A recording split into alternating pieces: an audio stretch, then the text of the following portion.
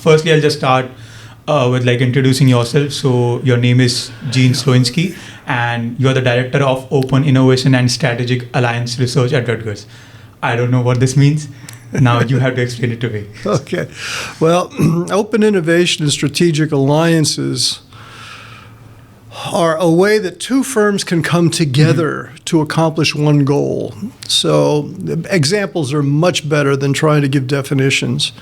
In the biotechnology world, the biotechs have really the freedom to do drug discovery. Right. The venture capitalists will back them while they do drug discovery, and they'll discover interesting drugs. Yeah. The problem is they don't have everything else you need: marketing, manufacturing, administration, FDA experts. Yeah. They don't have any of that stuff. And so what happens is the small firm takes their molecule to a large firm, a giant pharmaceutical company, and says, "You want to rent this from me?" And that's called a license. Yeah. And the large firm says, "Yeah, I'll license that technology." Yeah. And then the small firm gets paid rent. It's called a royalty. Right. And that's what a strategic alliance is. And during the time of this of this little talk, I think there's some real applications of alliances to the world of blockchain, which I consider to be one of the more fundamental technological discontinuities of my lifetime. There were three: blockchain, AI, and then probably the most profound was transistors in Bell Labs in the 60s. And I was born in 52, so I remember that. I kind of remember that. And then I worked in Bell Labs in the 70s. So I was pleased to be a little part of that. I was an administrative guy. Don't get me wrong. I didn't make any contributions at Bell Labs, but at least I was there. So no, I completely get it. Like, so as an alliance, like as being a director at Rutgers, like what was your role at Rutgers specifically when it comes to, like, were you a professor also? You used to teach students? I was checking out you on LinkedIn and everything. I just came across your book called The Strongest Link. Right. So, like, can you talk a little bit about that? Like, Yeah. how is this and everything? So if you're going to do an alliance, if you're going to get serious about strategic alliances and growing your business, let's step back from the strongest link for a second. Why bother with alliances? Yeah. Particularly, I'm going to keep us in the latest technology in the blockchain world. Why bother? Why even think about these things? And the answer is this technology is moving very quickly. And it tends to be, small companies in this space tend to be started by young people with a very strong engineering background, but little to no experience in every other aspect of building a business. Management, accounting, regulatory, all of these other critically important roles in a company are absent. But these young entrepreneurs, highly technical, tend to remain focused in that area, which they should. They should remain focused on their technical expertise. But how do you grow? Yeah. And more importantly, all of your competitors face the same barrier. They're all technically competent people. They're all building good stuff, but who's going to win? And my suggestion is think about alliances as a way to win. And I'm going to give you a hypothetical example. Yeah. I did a deal very much like this, but I can't use the actual companies. So think about the North Sea, drilling oil in the North Sea. Yeah.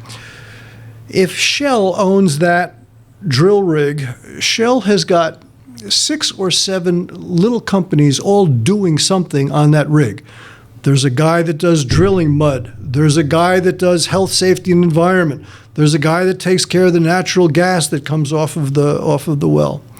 Shell had to do a deal, a contract with each one of those 7 companies and keep track of them and monitor what they do. And it's a lot of bureaucratic administrative work to deal with 7 companies. So particularly my partner, Matt Sagel, he's the guy that solved all these problems. He was brilliant. He said, well, let's do this. Let's take all those 7 companies and put them into one deal. So now all of a sudden, Shell only has to do one deal with this conglomerate, this combination of 7 companies. Just do one deal. Right. Which Shell loves because I don't have to deal with all these other people, right? Yeah, yeah.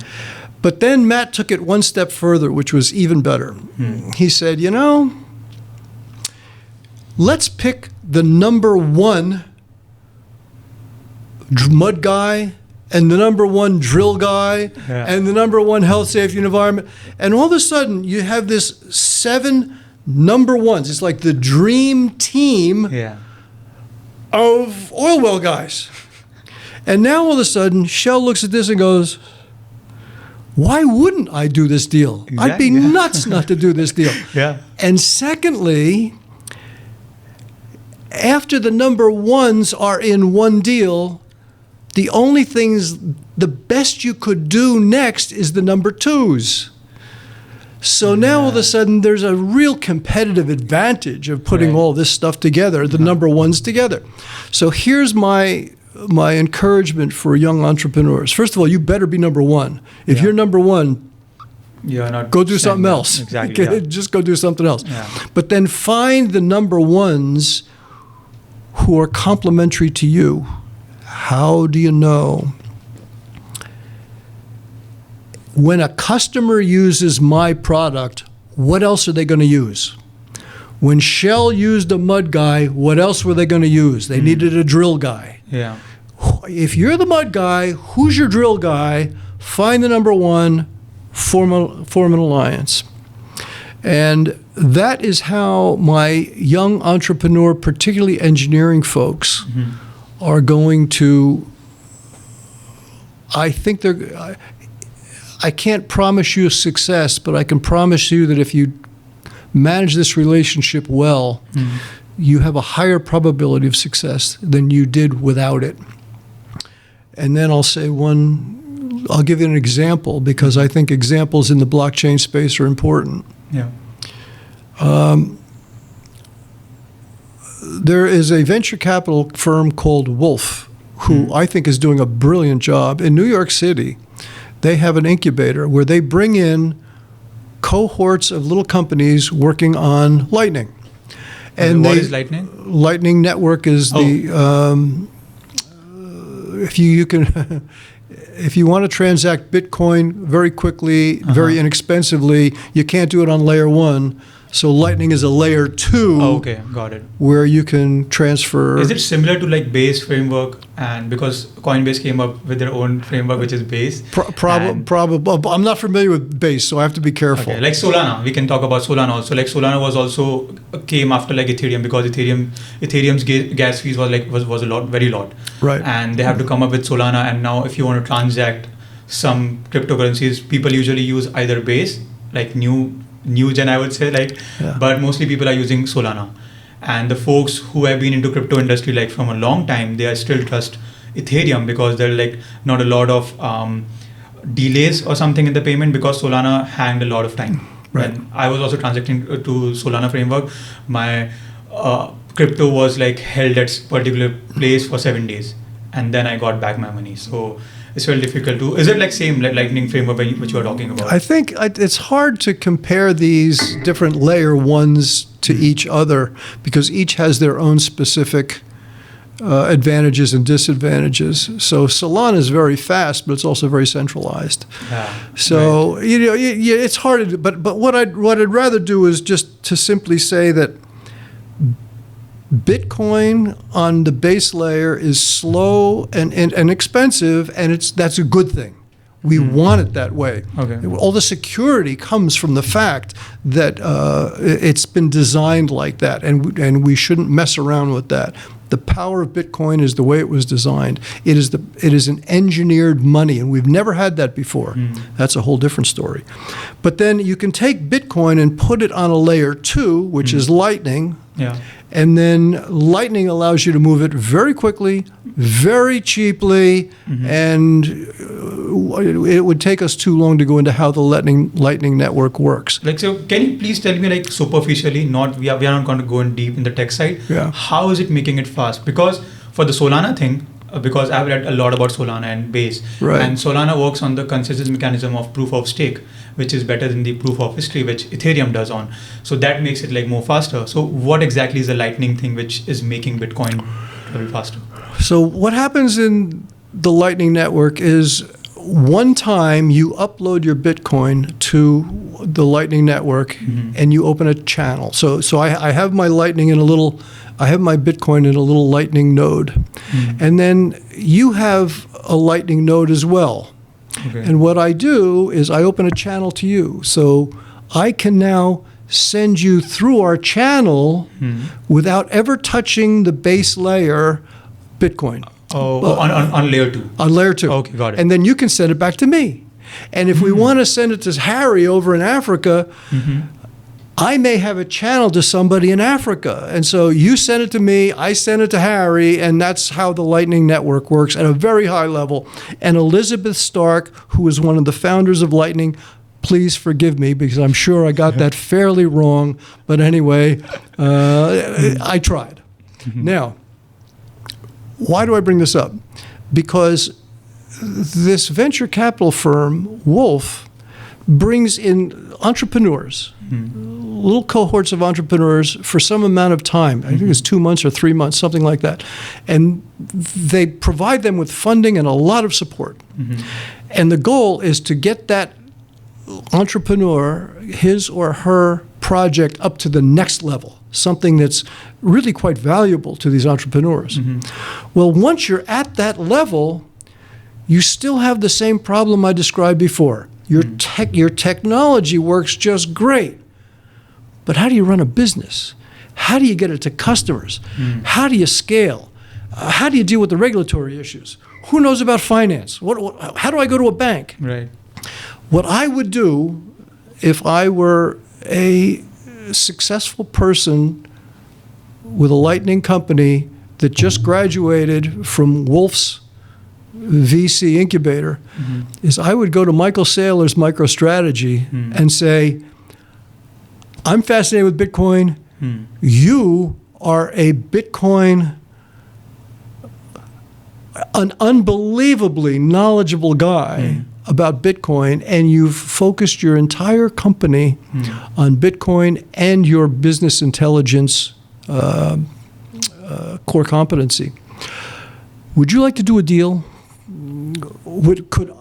Is this technology interesting enough to you, Mr. Saylor, so that you could build it into your product line, right? You can rent the technology from me, means license it from me. You pay me rent, which is a royalty, but you have a sales force that goes to an enormous number of customers globally. Right.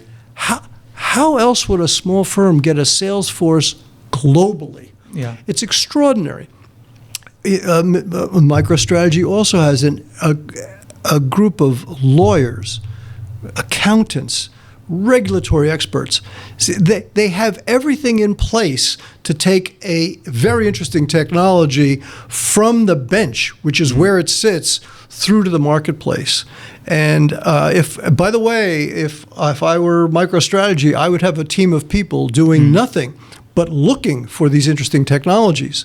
See, that's what pharmaceutical companies have. Pharmaceutical companies have a group called Licensing and Business Development, and their sole job is to search the world for little biotech molecules that solve the big company's big problem. That's their job. Now, MicroStrategy may have that group, I don't know.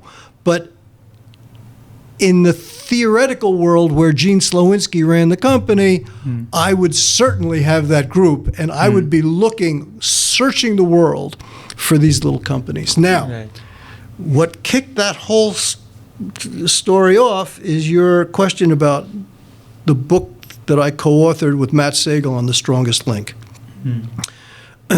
First of all, I'm not here selling books. I think you can pick it up on the dollar rack. Don't tell my mother, because she was very proud when I wrote that book. But there's a technique that he created. Matt Sagel created this technique called the Alliance Framework. It is a rigorous, structured approach for doing a deal. I just made it sound easy to do an alliance. It's anything but. It's very difficult. It's complicated. And what you need is a framework. You need a pathway. You need a native guide walking you through how to structure this deal. Why Siegel, and why did he create the alliance framework?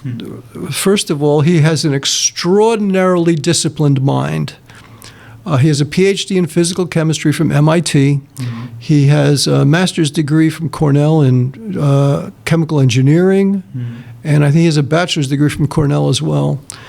He spent probably 10 to 15 years at Lucent and AT&T Microelectronics as part of their deal structuring team. He has been involved in structuring some of the most complex deals on the planet. When he retired, we locked him in a room and said, when it worked, what did you do? And when it didn't work, what did you do? And he came out with this thing called the Alliance Framework.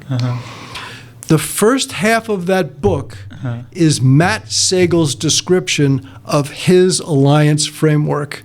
And anybody doing one of these deals would benefit immensely by reading every word in the first half of that book and using it to structure your own deal. Use it to structure your deal. The second half of the book is me. I'm the guy who worried about how do you manage these things? Once you have a partner, what do you do with these people? I mean, seriously. How do you deal with the people? Because it's like difficult to deal with people when you are making an alliance, and like how to manage the micro things which you don't think of when you start an alliance, right? Exactly right. In fact, so my PhD's in management, right? I can't think of a more complex organizational structure than two companies working together, cooperatively developing a technology, some of which may be patentable, right? Right.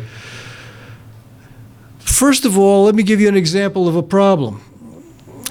I'm a vice president in my company. I'm a big deal, right? I go over to your company and I say, hey, I'm a vice president. And they go, Gene who? Vice president what? I don't care about you. I just don't care. And they don't, and they shouldn't. Who am I? So that's an example of a problem, right? Is how do I influence behavior inside your firm? And the reverse is also true. How do you influence behavior inside my firm? What we really need is a native guide. You need somebody in my firm who is going to protect you. One of the great quotes was, my partner accepted my technology the way antibodies attack a foreign substance. Right? The organizational immune response. As soon as they saw this foreign body, they just went, kill it.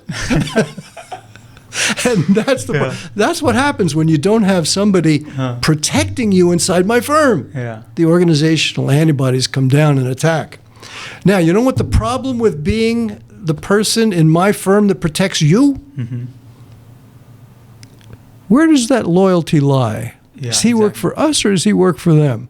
Who's this guy Slowinski? Do I still trust him or not? I don't know. He's sure taking their side on every single issue. See, that's the problem. What is the career path of people in my firm who protect you? So what I developed over the years, working with some very thoughtful people, psychologists, sociologists, marriage counselors. Very interesting. Marriage counselors have a lot to say about how do you influence somebody outside. It was wonderful. So that was the part of the book that I wrote. I wrote the second half, putting together a series of tools, very simple but very powerful, on how you manage an alliance. And that's what I did. Right. So I think you must have talked about how to become a good leader. Like, do you want to say something about like how to become a good leader? And I'm not just talking about in a corporate sense, like how to become a good leader as a person, because I think the person who is inherently a leader is the person who can be a leader in a big organization. Like you have that innate qualities being a leader. So like, what do you think about this thing? Well, I think that good leaders do have innate qualities, but I think that everybody needs to figure out their own role. Some people need to be good followers. There's good leaders, but there needs to be good followers as well. Secondly, some people have a technical role where their leadership and management is not their interest, but staying focused on the technology is their interest. And so I think really the issue is not like part of the issue is what makes a good leader, but a bigger part of the issue is what makes the full team. How do you structure a team that it has a good leader and good followers and the technical people and what you need to be successful? And I think there's another part of it as well, which is each one of us doesn't realize it, but we take a leadership position at different times in different circumstances. So I don't want to always look to one person to be the leader. In the technical area, that technical person should be the leader when that type of situation arises. And the same thing, as a good leader can become a good follower at the right time. So team construction is a big topic, a very big topic. But I think that Steve Jobs had it right. Steve Jobs' philosophy was, if you have a B person, a grade A, B, C, D, only hire A people, because A people like to work with other A people. And if you have B through D or B through Z or whatever it is, he didn't want them on the team. He only wanted the top people working with other top people. A low-performing person, in my opinion, can drag down high-performing people. Yeah. But high-performing people, in my opinion, cannot drag up a low-performing person. And so you need to be, I think, team selection, this is interesting. Team selection may be the most important role of a leader. And I think that's a true statement. Yeah. Right. And like when it comes to leader, and for example, Steve Jobs, right? He was not good at tech, but he knew a lot about tech. He may not be a good blockchain developer, but he know what blockchain is. And so do you think like being, so this is the quote which we usually hear, like jack of all trades, king of none. Yeah. Or like, so what do you think about this? Like as a leader, like for example, if someone is a CEO of a company and he's not good at each of this stuff, but he knows how to hire like the A people which you talked about and like each of this stuff, and he knows a little bit of, like, no one can bullshit him, right? Yeah. Like no one can come to him like and bullshit him like about this thing, because he knows the stuff. He might not know how to do it, but he knows about that stuff. Like, so do you think this kind of philosophy of being jack of all trades and king of none works as a leader, as a CEO? We have to be careful. It depends on what kind of company you're talking about. And I really want to focus on small, high-tech companies, particularly in the blockchain space, right? Okay. I think that's important. Yeah, that's important. Yeah. And as long as we stay within those boundaries, my answer is technical competence is crucial for the leader. But the leader needs to be open to the leader needs to be open to grow into additional roles. Procter & Gamble did this wonderful study years ago, decades ago, asking themselves what made a great technical leader. And the answer is that person spent the first X number of years becoming absolutely pristine in their understanding of their technical skills. But once they had those technical skills at a wonderful level, at that point, Procter & Gamble would encourage them to learn, to understand other things. As a matter of fact, Procter & Gamble used to take their R&D people and send them to marketing for a while, which is it's a fabulous idea, because I want to invent something that somebody else is going to buy. Exactly. So you have both the perspectives of being a producer and being a marketer. And by the way, they would send marketing people into R&D. You go work in R&D for a while and find out just how hard this stuff really is. It's really nice. It's brilliant. It really was a brilliant idea. I don't know if they still do it or not. This is many years ago, but I have a great deal of respect for that kind of model, because it really encourages people to grow in areas that are required to allow them to move up in the organization to positions of higher responsibility. I can't be in a position of higher responsibility if I understand nothing about what you do. I need to understand manufacturing. I need to understand marketing. I need to understand supply chain, at least at a level where I'm conversant in those topics. So I have a great deal of respect for that. Yeah, no, I completely get it. Like being a specific, like being a skilled in one skill is important. And I think it makes really sense because I was, so my younger brother and my younger sibling, and he's working into crypto space. And he's like 22 right now, and his friend, so these are three people. One person manages all the regulation and everything. One person manages the tech part, and my brother is very good at digital marketing. So his friend came up with a product of a trading bot in the crypto space, and he didn't know how to market it because he made a website and it was like really bad website. So my brother came in and he built a whole brand around it, and how you can like scale that. Because let me come to this point. You are 72 years old, right? Yes. And it's like very unlikely for a person like you to believe in crypto. Yes. So why do you believe in crypto, and what makes you like think differently for the crypto compared to any other person who is at the same age as you and he doesn't believe in crypto? He thinks it's a scam or it's a fad. My family thinks I'm out of my mind. Let's start there. All right.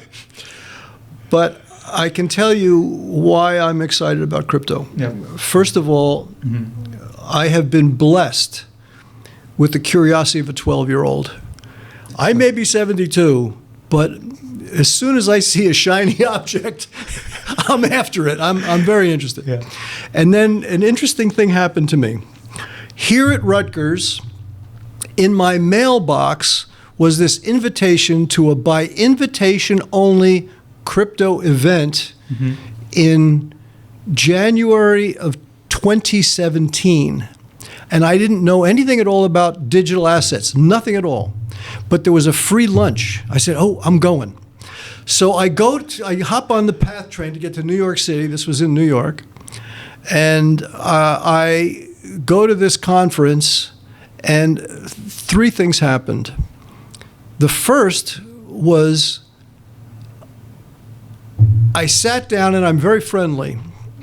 I'm not going to use correct people's names or titles, but I'm going to just tell you where they were from.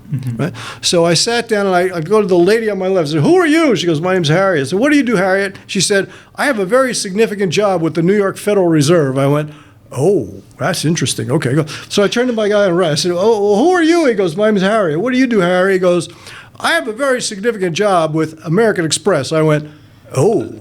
I said, what am I doing here? And they both went. They both went, I have no idea. So all of a sudden I knew, all right, so something about here is serious, something serious. Yeah. And then I'm listening, and frankly,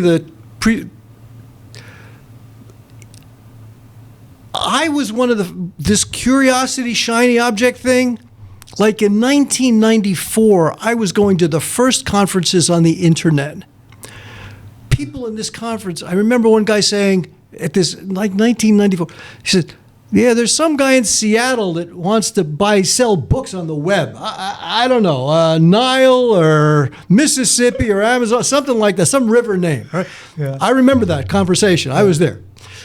So this conference in 2017 on digital assets just reminded me of that. It was just reminded me of these very early days of something very exciting happening.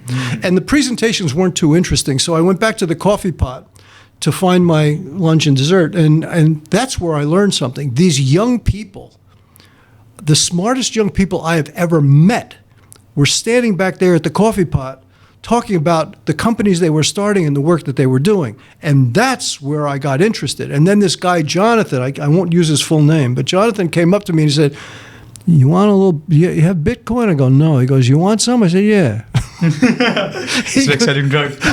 Exactly right. It reminded me of Washington Park back in the 60s. Washington Park is really bad. He goes, you have to download this stuff on your phone. I go, get out of here. I ain't downloading nothing. You want to put malware on my phone. I chased him away. So then I listened to these young people more and more. I listened to these young people more and more, and I went, wait a minute, there's something here. So I tracked down Jonathan. I said, Jonathan, give me some Bitcoin. Really? And this is what year? 2017. Okay. Bitcoin was about $2,000. Yeah. So I said, Jonathan, give me some Bitcoin. So he gave me $2 worth of Bitcoin, and I downloaded this thing, and I still have it. And interesting, I see Jonathan every once in a while, and he goes, how are you doing? It started out, he gave me enough to buy a slice of pizza. Now I have enough to buy the whole pie. It's absolutely wonderful. Yeah. But that's how I got involved. And then once, I don't know of anybody who learned about Bitcoin enough to get interested, who read about it, learned about it, and then said, no, I'm not interested in this anymore. I've never met anybody like that. I've met a number of people, really intelligent people, who read about it, learned about it, and they said, you know what? This is an important technological discontinuity, and it is. And I agree with that. So I just went to my 50th college reunion. What college is this? Georgetown. Oh, okay. Yeah, I went to Georgetown. And I'll tell you something. Everybody asked me, Gene, what are you doing? I said, oh, I'm kind of interested in Bitcoin. They go, what? All people my age, forget about it. Yeah. But people your age is very different. In fact, I don't know how true what I'm about to say is, but I think it would be worth a research project to say young people in their 20s and early 30s. When I was young, we were buying things like ExxonMobil to invest. ExxonMobil and Procter & Gamble and Unilever and very traditional companies. Are young people today investing in that, or are they investing in Bitcoin and Ethereum and Solana and you name it? Yeah. Do you see, is it possible that the financial markets are invisibly moving away from traditional legacy investing in companies and moving toward investing in this new technology that blockchain unleashed on all of us? And my instincts are telling me that may be beginning. How far it's moved in that direction, I don't know, because I'm not a finance guy.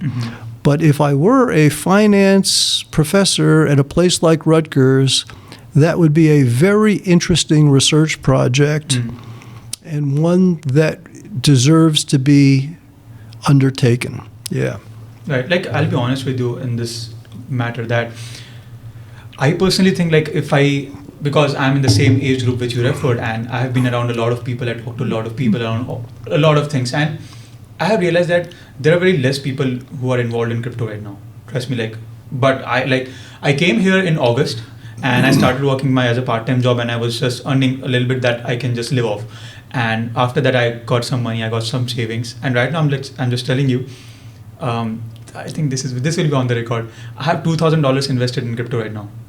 And most of my age people just use that money just to go do whatever they want. And I just realized, and trust me, it's been like 1 month and my portfolio is already up by 15%.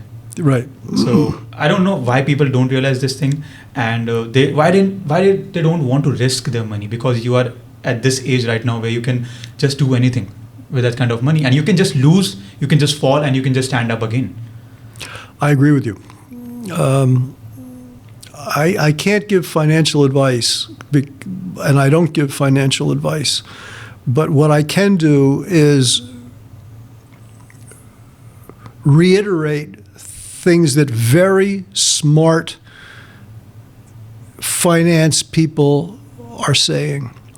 So let me step back for a second. Now that I'm retired and I go to the gym and I ride my bicycle because I want to be the healthiest person in the geriatric center, I have the opportunity to listen to podcasts of some of the smartest people in the world talk about their expertise. And I'm listening to people who are financial experts. Ray Dalio, Paul Tudor Jones, Bill Miller, Stan Druckenmiller, Nova Gratz, Raoul Paul, Dan Moorhead, Dan Tapiero. These people are legendary macro investors, and all of them have moved to the digital asset space. All of them. Yeah. Not completely, some much more than others, but all of them have got some exposure to and an important exposure to the digital asset space. So if I were a young person, what would I do? I would follow the advice of these people, which is, and I'm sort of summarizing their advice. Each one has a little different twist to it, but Yep. if you sort of average them out, it would come out like this. Yep. Take 100% of your investable funds,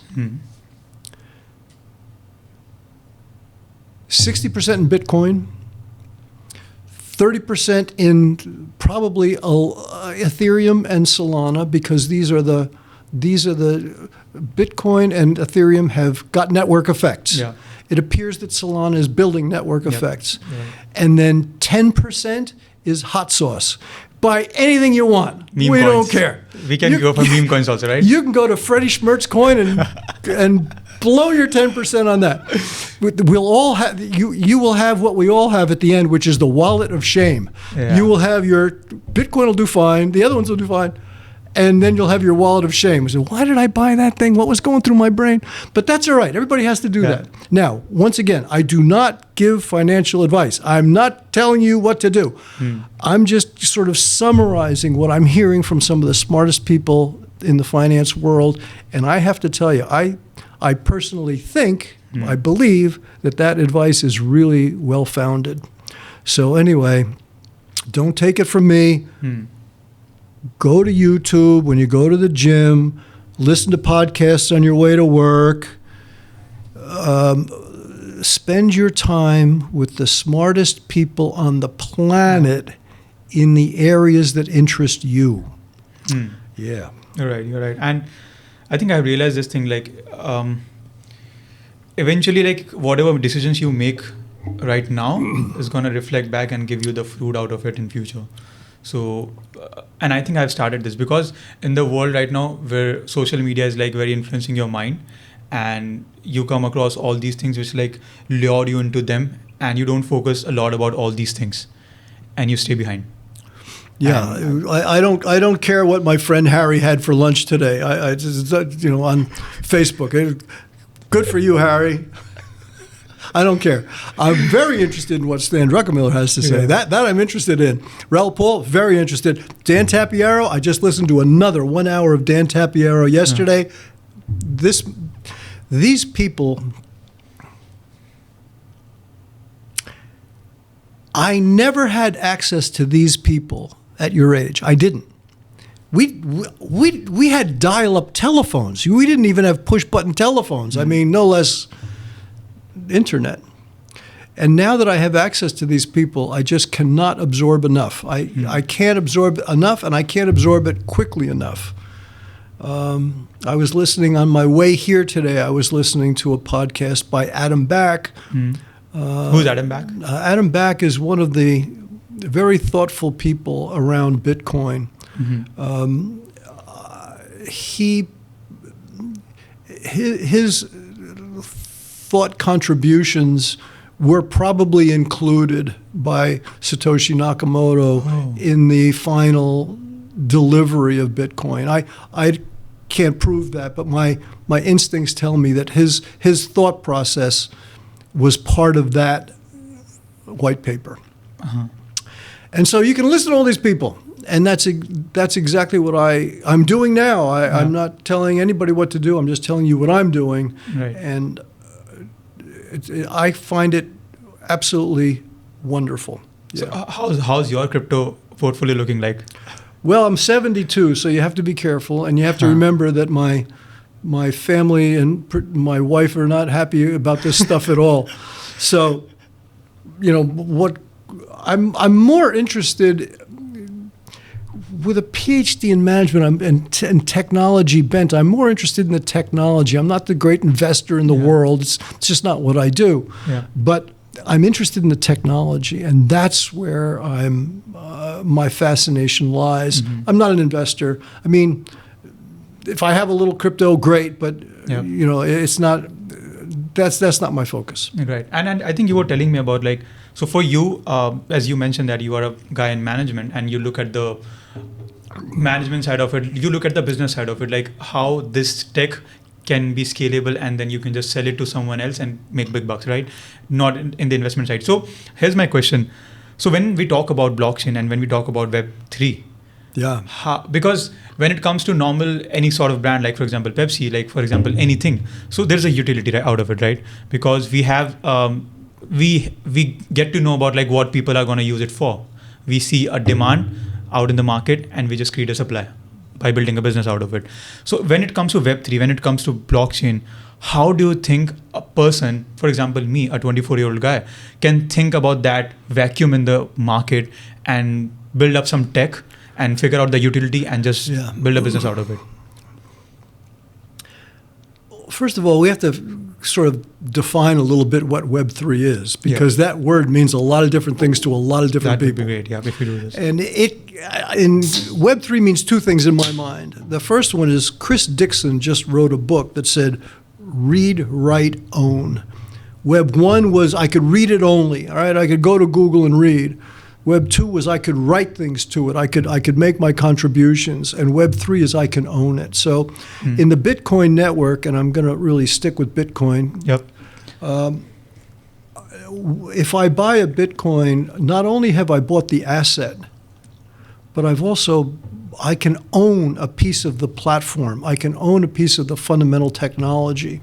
There's only 21 million pieces of this fundamental blockchain, and I can't own the internet. I can't own HTTP. I can only own the companies that grew on it. I can own Amazon and Google, but I can't own any of the fundamental platform. Blockchain's different. I can now own part of the fundamental platform. That's a big deal. Secondly, the question is, what can you do with Web3? Well, I think Web3 is going to be a combination of technologies that come together, interacting with one another and reinforcing one another. What does that mean? Those are big words. Let's just take an example. Education. I believe that virtual reality will become a critical part of education. I am going to walk on the moon. I am going to dance on the rings of Saturn. Here's a little story about how I think Web3 will change education for people like me. I was a miserable reader. I was the worst reader in the world, and my mother did everything she could to allow me to be a reader. She took me to classes on Saturday mornings. I hated it. I hated everything about reading. I didn't want to do it. And so I had 4 younger sisters. So my mother, after years of me reading nothing, took myself and my 4 younger sisters to a little book fair at school. And my sisters were picking up a book. And I saw this cover on a 20,000 Leagues Under the Sea by Jules Verne. And I saw that cover. And I saw a shark, and I saw a submarine, and I saw a diver, and he had a spear, and the shark was going to get that diver. And I said to my mother, "Can I buy that book?" And she went, "What?" She said, "I'll buy you 10 of them." Yeah. So I read that book, and I struggled through it. But I'll tell you what, that made the difference. And then I went to the library. Me, Gene Slowinski, went to the library, right? And I took out every other book that Jules Verne wrote. Now, why am I telling you that story? Because now the Gene Slowinski at that age is going to walk into the virtual reality, and I'm going to stand with the diver and poke at the shark with the spear. Right? That's how it's going to change. Yeah. And I think it's even more profound than that. I was brought up in a middle class home. I had everything that I needed. I wanted for nothing. But there are young people in the world who did not have that opportunity. And what excites me so much about Web3 is that it is the great equalizer. You don't need much to participate at a level that would be considered extraordinary just 20 years ago. A $50 cell phone shared by a village of people will be able to provide educational opportunities that were unheard of before. And I'll tell you, there are people out there who are making this a reality.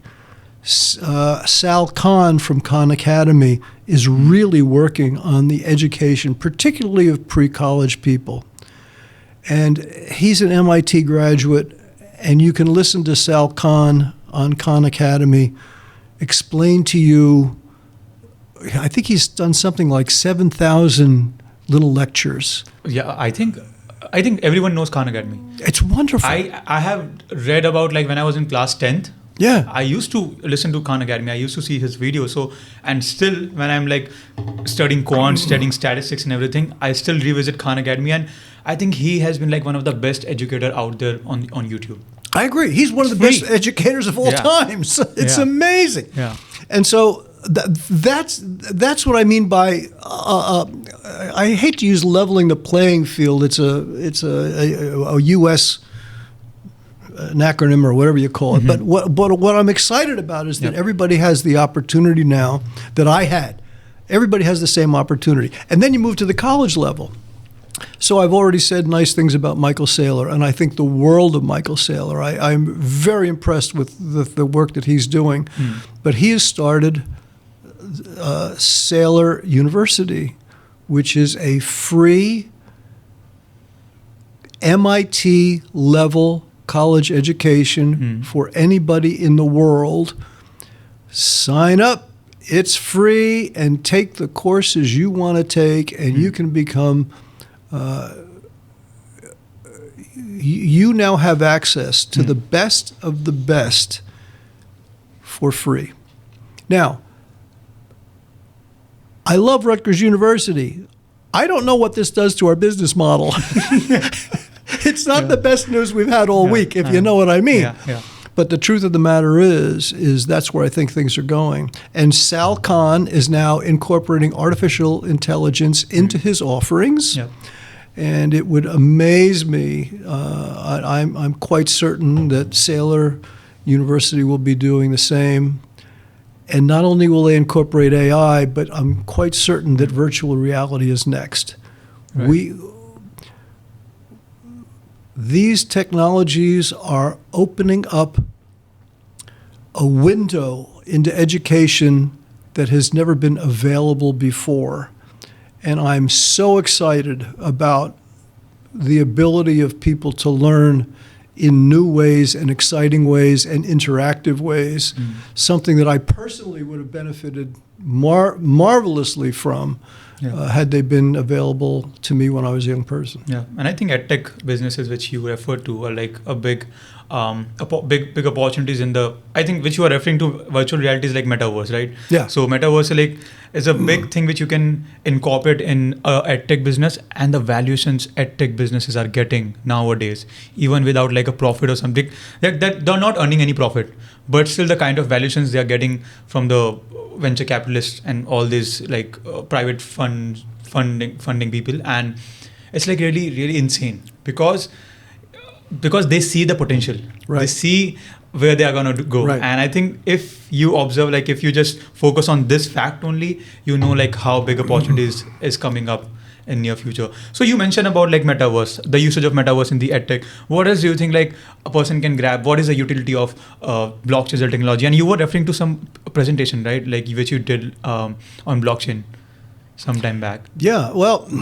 So what is the utility of these things? Well, we've just described a very powerful utility of taking education to an entirely new level. And that's just an example, one example.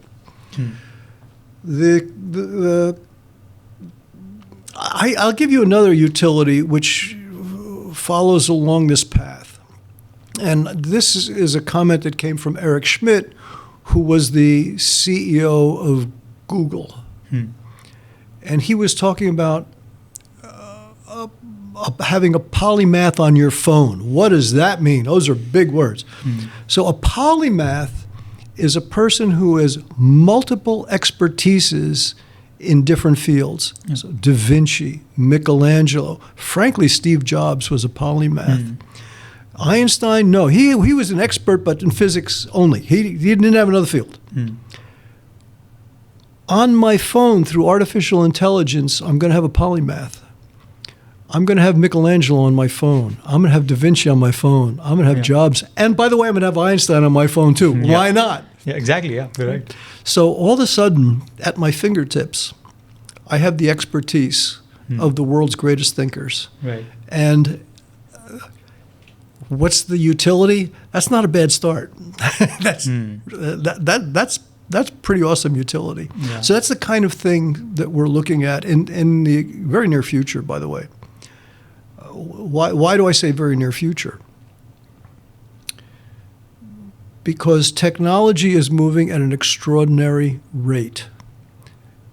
There's a reason for that. I'm going to make a statement, then I'm going to give you an example. Here's the statement. The next technology is built using the last technology. Here's the example. If you go back and watch the movie Apollo 13, you're going to see Tom Hanks with something called a slide rule. A slide rule was our version of a calculator before we had calculators, right? Yeah. Go look up slide rule and you're going to see what we used to add, subtract, and divide with. It was horrendous. But the Bell Lab scientists used the slide rule to create the transistor. So now we have the transistor. Then the transistor was used to create the calculator. The calculator was used to create, and you see how it's this massive leap in technology that we're using to create the next leap in technology. And every time we make these leaps, the technology gets better and better and better and faster and cheaper and more powerful. And that's what we're using now to probably create quantum computers, which may be a little scary. So the point that I'm trying to make is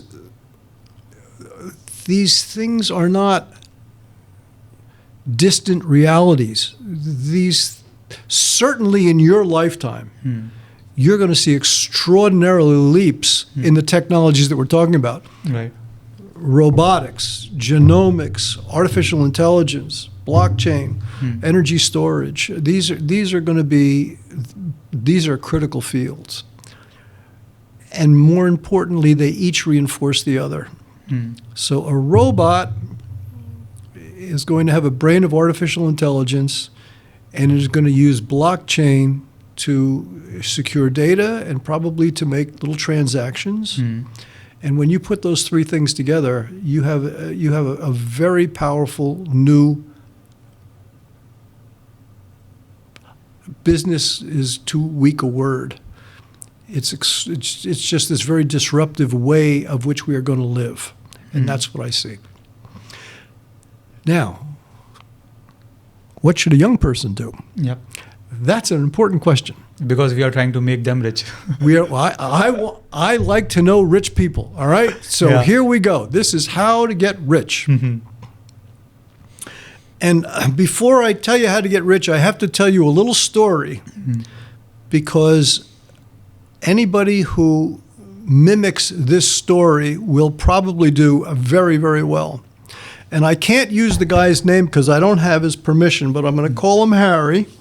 And Harry is going to become famous. Harry is going to be very famous. People are going to look out for Harry and everyone else.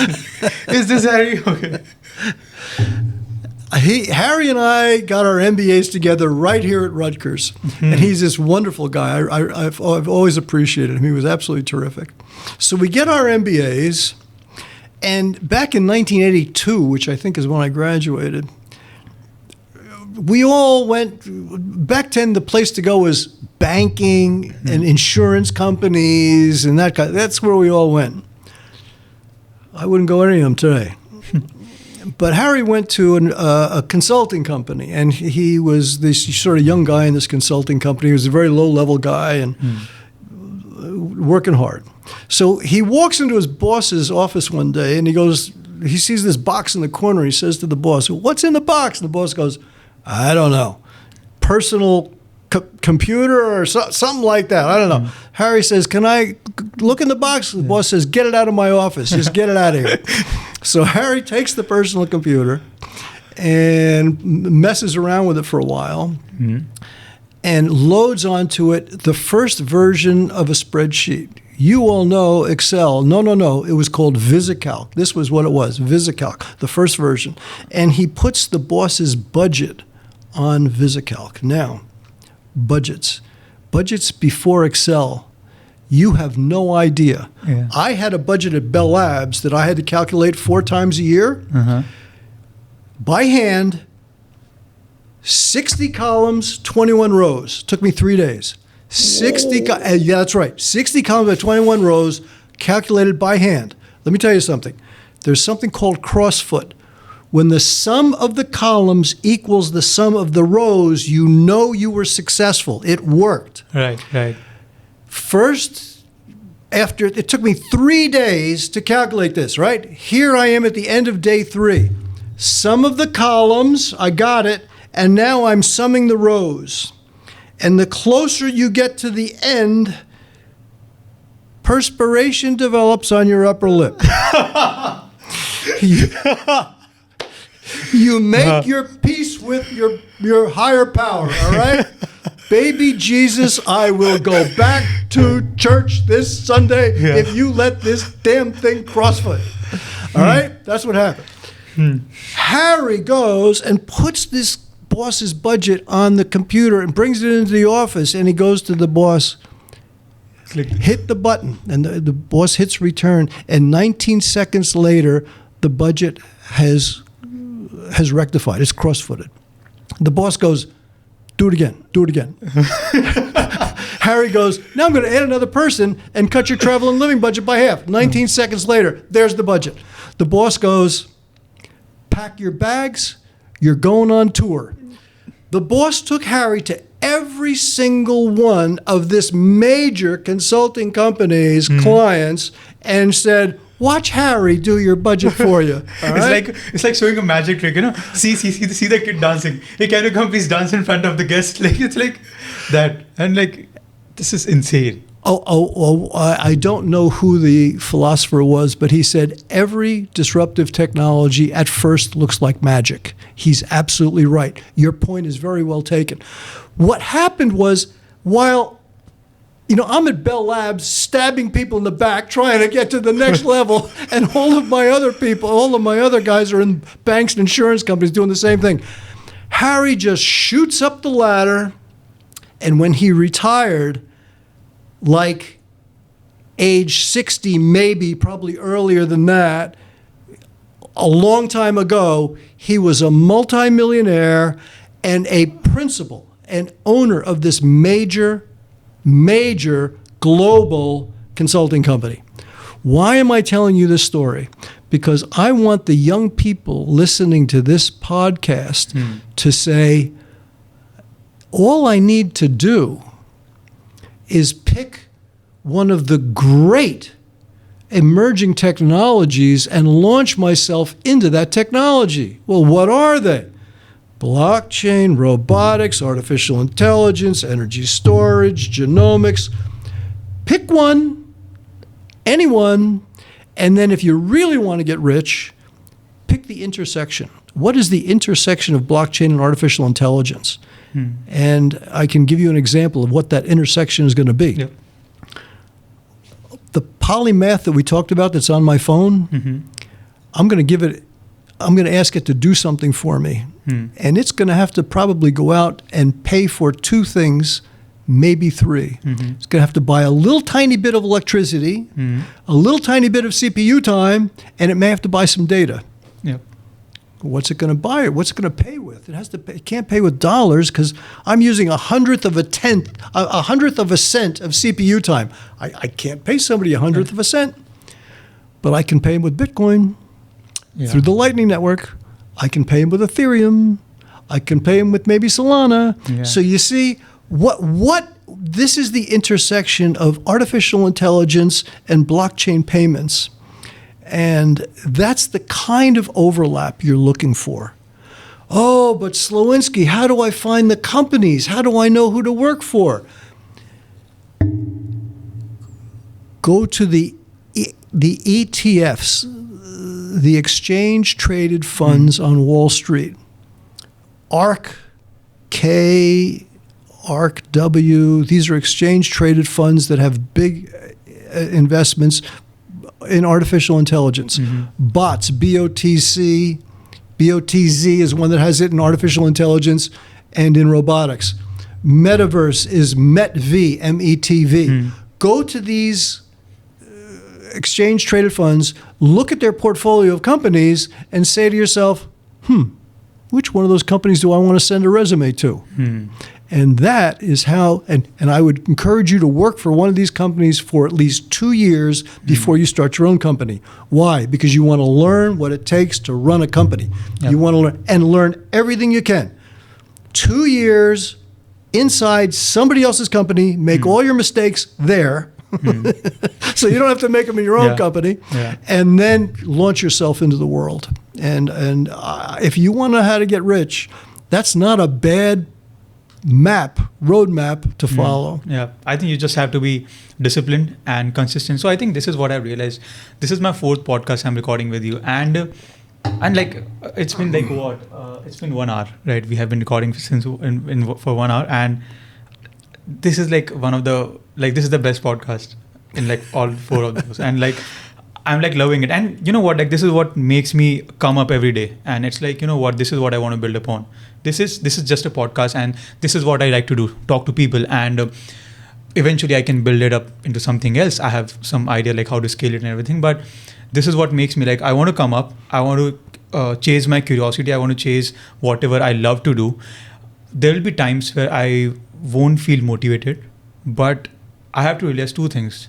I need to be disciplined, and I need to be consistent, and I need to be comfortable with making mistakes. And if I'm comfortable with making mistakes, because it's the best thing to make mistakes, because when you make mistakes, then only you can learn. If you're not making mistakes, you're going to make mistakes when you're on the top, and you're going to fall very low. So this is what I realized, and I think, I don't know, I just realized this thing, and I'm just loving whatever I'm doing right now. Well, I agree with you. There's 2 kinds of failure. There's smart failure and dumb failure. And smart failure means I thought about what I did, it didn't work out, and then I did a sort of a postmortem. I looked back at the failure and said, what did I do and what could I do better the next time? And then there's dumb failure. There's dumb failure of people who just go from one failure to the other, and they really don't learn anything from the failure. But, you know, Silicon Valley is very thoughtful about this.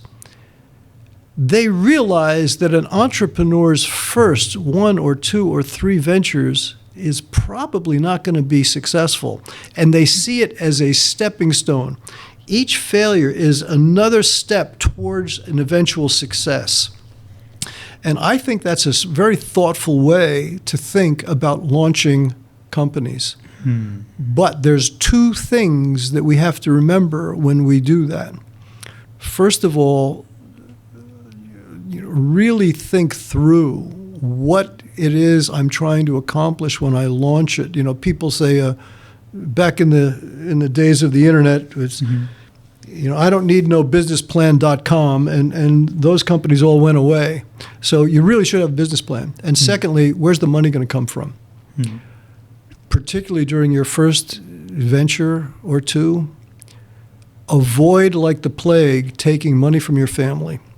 Right. Absolutely. Why? Because they'll give it to you. That's the problem. And the second problem is the thought is friends and family. Where do you get the money? Take it from the friends. Do not take it from the family. Why? Because you can always get new friends.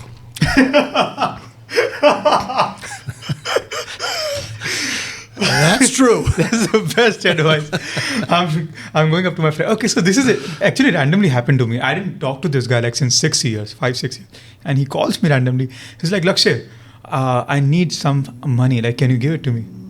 Bro, first say hello, hi, how are you? Exactly right. Like, I'm not going to give you money, but I was like, okay, I'm not working right now. I'm just a student. So people just call up to him. I think this is the same strategy he was trying to do. Exactly what he's doing. And now I have more respect to him. He's doing the right thing. Yeah. No, I think you are absolutely right on this. So let me tell you this story of mine and my younger brother. So we have been like very much, into like entrepreneurial and like we want to do something big in our life. And because, okay, so we come from a middle class family and the financial strata, like, so so the way my parents have brought me up is mostly like in a survival mindset. Like, this much money you have, this much money you need to survive, right? We never build upon that growth mindset. But like when we see people achieving a lot of things, so a person who comes from that survival mindset develops this thing of growth, and which this is what we have developed. And me and my brother was in like 17 or 18. He's just a year younger than me. And we were like, okay, let's start something of our own. And we started tapping into like a lot of businesses, like how to do. He was good at marketing, and I was like good at strategizing. Like I'm good at psychology and everything, behavioral and everything. So I was like, you know what, let's do something. And we came up with this idea. We started a Shopify business. So if you don't know about the Shopify thing, so what we do is like we connect this website called AliExpress, which is a Chinese website, to a Shopify website of our own, and we try to like market this website and get people buy from this website, and they get a delivery from AliExpress. There's a lot of variations which you can do, and we made $200 of sale. I was like, yeah, we are doing good. And after that, everything dead. It's fine. We learned. Like again, like the way you mentioned, like you have to build upon business, and you realize that this is the mistake which we are doing, and we have to build upon it. And after that, we came up with this idea of making a product of our own.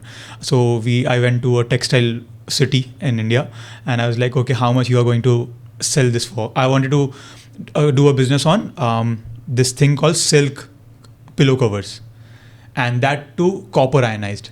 So there was like a utility behind it, because copper ionized silk pillows are like antibacterial properties and everything. So we wanted to come up with a business plan and like whole marketing campaign about it. But I went to him, he was like, the minimum order quantity is like 5 lakh rupees. Like, and we didn't have that money. We were just 19 and 20. And I was like, Right. You know what, bro, let's do this. Let's work on a skill, build upon like a particular skill, be good at it, get a job, get some money, and then we'll just come back.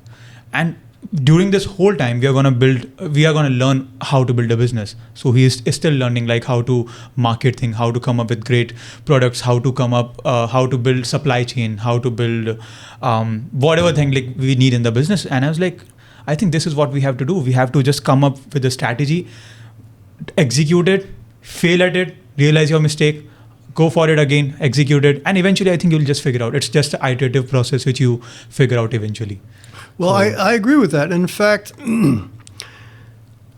I've written 2.5 books. The Strongest Link was one on alliances. Reinventing Corporate Growth was another one on alliances. But the third one I wrote, it's really not a book. My wife calls it a weighty pamphlet, which you have to kind of know my wife to understand it. She seems terrific. Like, I really want to meet her sometime. Yeah, she ain't all impressed with this book. But the truth is, it's called Finding the Perfect Career. And here's what happened. When I got my PhD, you have to read a lot of stuff that's written by academics for academics. Motivation, job design, job enrichment. The information was good. It was just locked up in academic jargon. And so what I wanted to do was to unlock it, to put it into New Jersey English so that it could help particularly young people right out of college who faced the same problem I did. What's the problem? I had no idea what I wanted to be when I grew up. None. And people would go, well, what do you want to do, Gene, now that you're a college graduate? And I go, I have no idea. I didn't know how to tell them that, though. It was a little embarrassing. So what happened was, by accident, I fell into the bounce theory. What the bounce theory says is, go do something, anything. It doesn't matter. And just do it for a year, maybe 2, and learn stuff. Then go do something completely different for a year or two and just learn stuff. And by the time you bounce the third time, you're going to have a much better idea of what it is you want to do, a much better idea, because you've exposed yourself to these different influences. So I started out in a pharmaceutical company, spent 2 years there. Then I did real estate sales. I'm a terrible real estate salesman, the worst in the world. I can prove that, right? And then I went to Bell Labs. By the time I was done with that, I realized what I really wanted to do was work in a university, and that led me to this career here at Rutgers that I will be forever grateful for, forever grateful.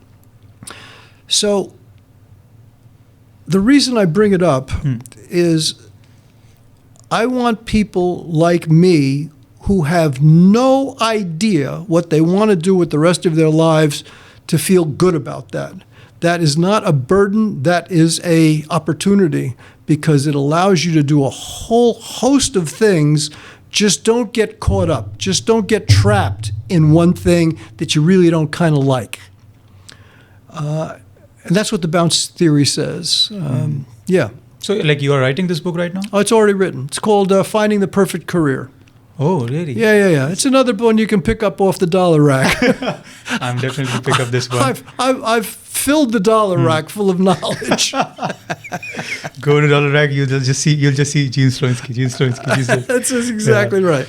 No, absolutely, you're absolutely right. Like, one thing which I've learned from you, because we met the other day, and you were so approachable. Like, you have been working since 30 years, and you know a lot of big shots, a lot of big people. You have met a lot of people, but you were so approachable when I talked to you, and I have never imagined in my life that it will be this easy to approach you and invite you for a podcast. Yeah. So I think I just want to ask you this question, like, to a 20 or 21-year-old guy who is like studying right now, how to, like, basically how to approach people, how to ask for help, how to network, like, why this is important and how it can help you to, become a better person. This is very important for young people. Yeah, it is.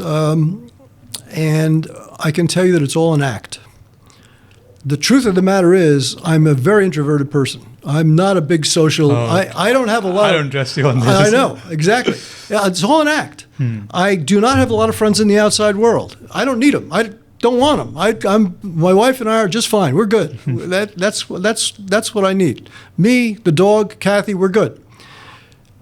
But I learned something when I was doing my work on alliances, which is very important, which is that people do business with people they like. And as simple as that sounds, it is very true. And so the thing that I realized was that in an interaction with somebody I don't know, I set the tone. If I'm open up and friendly, people respond to that. If I'm the traditional Gene Slowinski, which I don't need you and I don't like you, they respond to that too. And so the whole thing is an act. I go to meetups. I love meetups because I'm meeting all kinds of new people with that share my interests. I go to Bitcoin meetups, AI meetups, all these things. That's when I have to put on the face. That's when the act starts. And so the way I start a conversation allows people to react positively to what I'm doing. So every conversation I have at these meetups, I start out by saying, I'm Gene Slowinski. I just retired from Rutgers University after 33 years.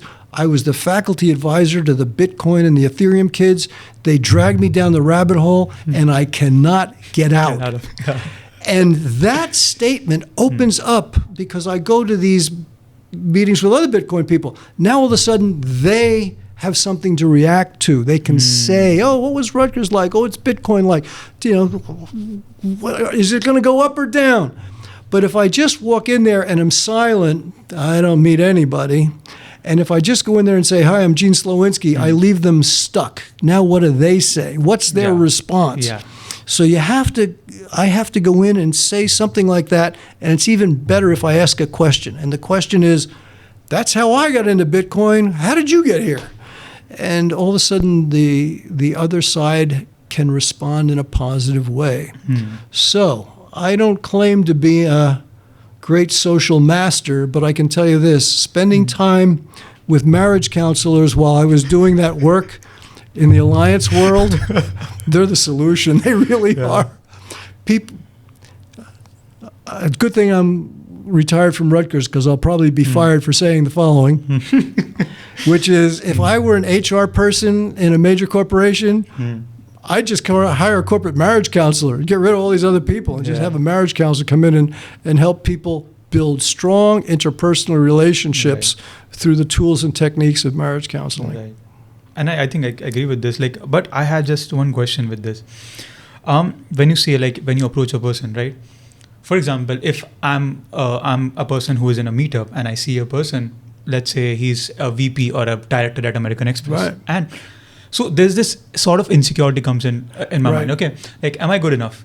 Do I deserve time of him to talk? So how do you beat that thing? And you just come up, you know what? It doesn't matter. So and I just approach him. How do you deal with this when it comes to your mind? Yeah. By the way, that's a very good question. Yeah. And one that I'll respond to because I fight that all the time. That is a continual battle. Yeah, and at I work age 72, it is a continual battle. Yeah. I'm going to tell you, it'll never go away. Oh. You just have to.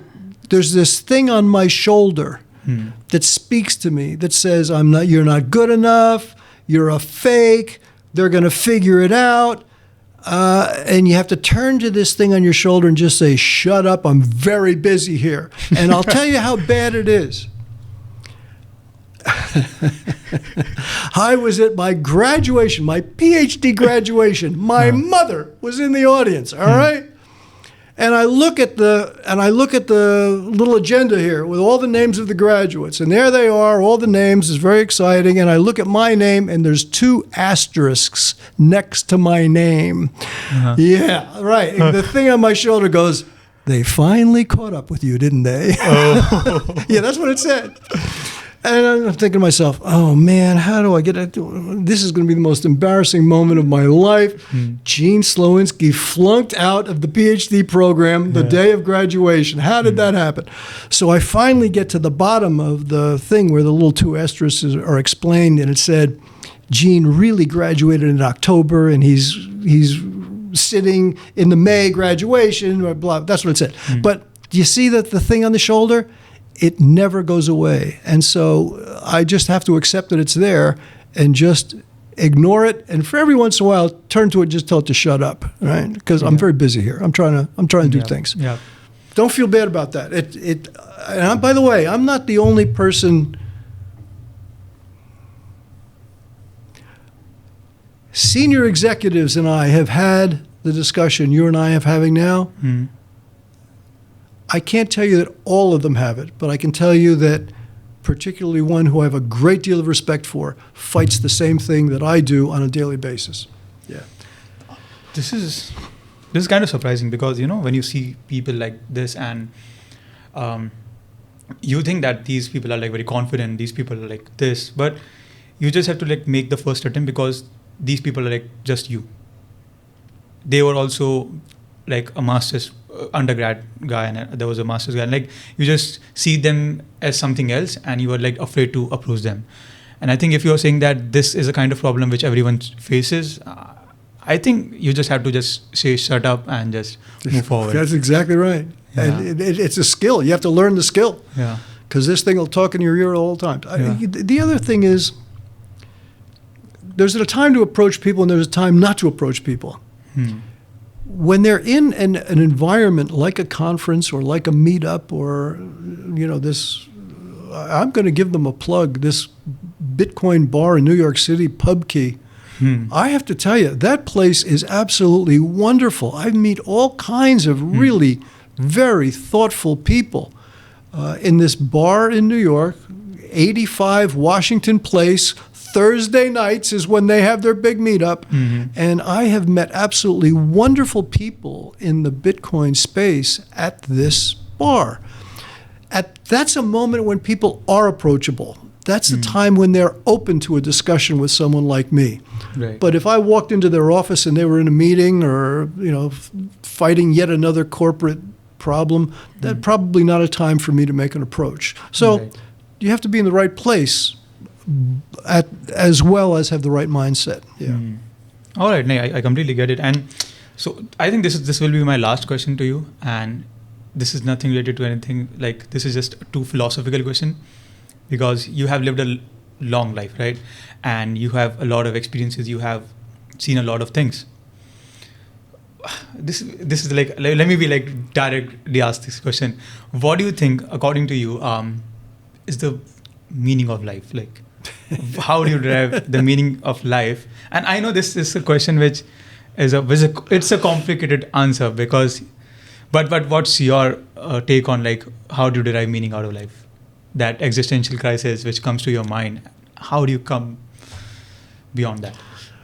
All right. So, by the way, this is not an easy question, and I don't claim to have the answer. But I can just share with you something that happened to me recently. I went to Georgetown, which is a Catholic school, and everybody there is required to take a course called The Problem of God. Yeah. And so, surprisingly, I did the last podcast which I did was on atheism versus theism, on religion. So the problem of God. All right. So I was pleased to sit through this lecture. They had 3 theologians there, and particularly Otto. I can't think of Otto's last name, but they sort of asked him the same question. And the problem of God is, according to Otto, is what does it mean to be human? What does it mean to be on this planet? And you can take a look at it, and it comes in a couple of dimensions. One dimension is a spiritual dimension. The thing that strikes me about spirituality is in every culture, in every geography, there is a reaching out, there is some search for a connection with whatever the higher power is in that particular theology or religion or region. So that's one part of the answer. The second part of the answer is relationships. How do I build strong relationships with other people while I'm on the planet? You know what I mean? While I'm on the planet, I don't need 50 of them, but I need 2, right? So Kathy and I have been together for 48 years. It'll never work. I don't think it'll ever work. But anyway, we tried, 48 years. That's the kind of now, yeah. And the other thing, I'm going to say something about the Indian culture, and you're going to correct me because I might not be right. Yep, sure. All right, here we go. In the U.S. culture, we have been trained about love and marriage in this very romantic, love-struck view, right? Chemistry, love chemistry. I'm in love, therefore I'm going to get married. My understanding of the Indian culture, and please correct me, is that my family chooses my spouse. And my family goes and does background check. What's the genetics? What's the financing? What's the history of this family? And then they introduce me, and I have like 20 minutes with this other person. And if I say no, it's all right. Okay, the next one comes along. But by the way, if I say no the 3rd time, the family goes, no, you're done. You had your choices. You are spot on. You are each and everything is. But what does that tell me about relationships? It tells me that in the Indian culture, the things that are important is not Madison Avenue love. The things that are important are commitment, trust, respect, humility. These fundamental human issues that if I can find someone that has those strengths, then whatever love is emerges from that. Right. And I think that that's a better model for building relationships than the one that I was brought up with. Right. No, you're absolutely right. And I think this is what's been happening since ages. I think things are changing right now. It's just because arranged marriage is a big thing in India right now. Not like it used to be, and still it's a big thing. Like I know in my family also people are looking for spouse and like all these things like through arranged settings only. And I think this is the issue which happens, and I've seen a lot of people facing these issues. They get into a married life, then they build upon all these things which you're telling about, and sometimes it's difficult. It's like both pros and cons have like both has like their own pros and cons. And I have seen failed marriages, or like not failed marriages. People are in a married like relationship, but they don't like each other. They don't like each other, and there's no chemistry, and like it's just they are just forced to be together because there's a family pressure, there's a social society and everything, and they're just forced, and they don't have their own will, and this just goes on for 30-40 years till they die. Yeah, I don't think that either system is perfect, but I think the stronger foundation is that foundation of a relationship that is built on trust and respect and honesty and competence and those. By the way, that the family does that background check is really a powerful thing. Yeah. At least for a girl, because the girl is going to the guy's family, and the parents of the girl needs to check if they are like financially stable, because she's going to live with them. So I think this is the good part about it, because if she likes someone who's not worth it, who's not on the top of the social hierarchy, and eventually because they're in like infatuation right now in a love kind of thing, eventually this might happen that the girl end up being sad, or like because the guy wasn't successful, the guy wasn't like, because this happens like in US, it's easy to make a living out of anything because it's a good economy, it's a capitalistic economy. But in India, you can't just do anything and make money out of it. It's a thing. So that's why they need to do a background check for the guy at least. Right. So. Well, anyway, so what is the meaning of life? I don't know, but I can tell you, I think part of it is a spiritual journey, and part of it is a journey on how to build relationships with people on the planet. And there's probably theologians out there that are shaking their heads right now going, the guy's an idiot. No, actually, see, this is the surprising part, that when I asked you about this question, you didn't talk about the money. You talk about the spiritual thing, and you talked about the relationship thing. So I think this is what we all have to realize, that eventually it all trails down to being in a good relationship, because you will be forgot, like no one will remember you after some time. And the money just comes. Yeah, exactly. Money is a result. Yeah. It's not it's just a byproduct, and that like you don't have to focus on that completely. You have to focus on building relationships, even if it's with your family members, or if it's with your business partners, or like your employees, maybe in sense of when you're working somewhere. And this is how you derive meaning out of life. And I think you will never derive meaning out of life. You'll just be in this cycle and just die someday. Yeah, just be here. Yeah, just be here. Just be here. I think this is what someone said. Like, you know Alan Watts? No. Alan Watts is like a philosopher from America, and he was very much into like Indic philosophy, Eastern philosophy, like Taoism, Hindu philosophy, Buddhism and everything. And he used to like, the meaning of life is to just live. Yeah, he's right. Here, just be here. You'll be fine. Yeah, and just derive some meaning out of this absurd thing, whichever you think it's absurd, and Well, I want to thank you very much for having me. This has been wonderful. I really enjoyed it, and I maybe we'll get a chance to do it again sometime. But I do want to stay connected because of the Blockchain Hub. All right? Yeah, definitely. We'll talk about it. And thank you so much for being here. And I think I'm telling you that this is my 4th podcast, and this is the best podcast I have done till now. And I'm like more excited now to do other podcasts. Like I want to meet people like you who have a lot of things to say. So whenever I ask any question, you have a different perspective from my perspective.